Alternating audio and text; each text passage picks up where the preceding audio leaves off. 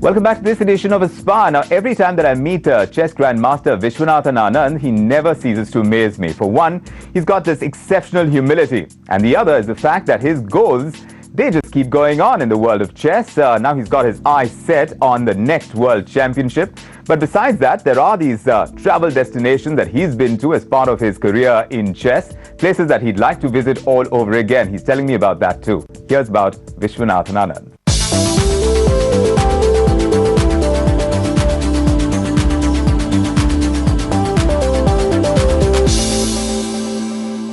Well, he may be a five-time world chess champion, but his humility is a legend, really.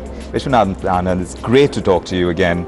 Last time we were speaking, of course, we were talking about a whole lot of things. But, today, as I was, very recently watching this film starring Tobey Maguire, looking at pawn sacrifice, and thinking, when is a biopic going to be made on Viswanathan Anand? I mean, you surely deserve it. Yes, my story will be interesting, but still, Bobby Fischer is, I think, really fascinating because he's everything, but he's more extreme.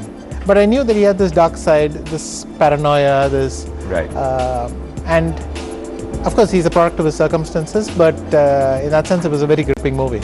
A lot of people would say that if you are going to be that good at a game like chess, for example, you need that little bit of madness.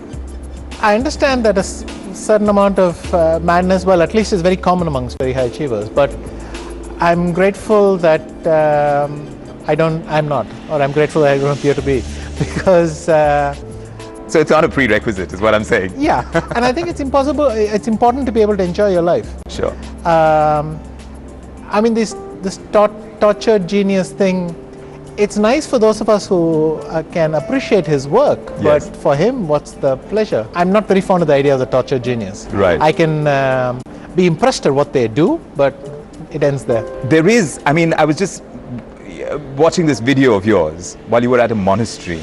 Yeah, you were playing against Carlsen, I understand. Yeah, that's right. And the beauty of the place obviously has a lot to offer in its first place. So I'm sure that has a lot to kind of calm the nerves. You use that to your advantage. What do you do? Actually, I was shivering that whole time because it was summer, and it was mid to late June. Right. So I just hadn't really expected it to be that cold. But of course, the monastery is incredibly cold, and these islands. So most of the time in that game, I was actually shivering because I'd forgotten to take a good sweater to the hall. And so I'm drinking hot tea after hot tea and trying to conserve as much energy as possible. And I'm glad I looked calm.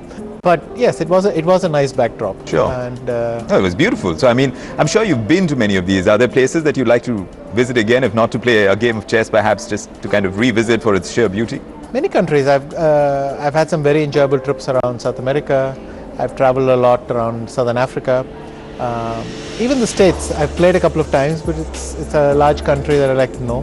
I want to go to Australia, to New Zealand, to Japan. There are many countries that I haven't really had a chance to experience. So when is all of that going to happen?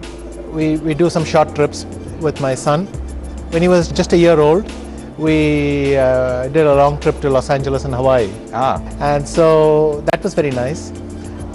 I've been to 58 countries, but I would say that I've actually done proper tourism in maybe 20 of them. So I see. There's a lot of things to return and do properly, right, from the tourism angle. Right. If you're going to talk about your favorite opponents or the ones that you dread the most, whether it's a Carlsen or whether it's a Topalov or it's a Caruana, where do you think the challenge really lies? Well, obviously I'd like to play the next World Championship, which means I'll have to qualify in the candidates. Yes. And I genuinely mean it when I say that it's hard to pick out one person as your rival, because chess has a lot of depth now. And I like to do things step by step. So I'll focus on the candidates, try to get that play as well as I can and maximize my chances. But you never know till you turn up. Correct. And if that works out, then I'll start to think about the world title, and that will obviously be a very pleasant thing if it happens, but right. Step by step. Absolutely. We hope to see much more of you, Vishy, and we hope that you win the world title back and make us proud all over again. Thank you so much. Thanks, Vishy.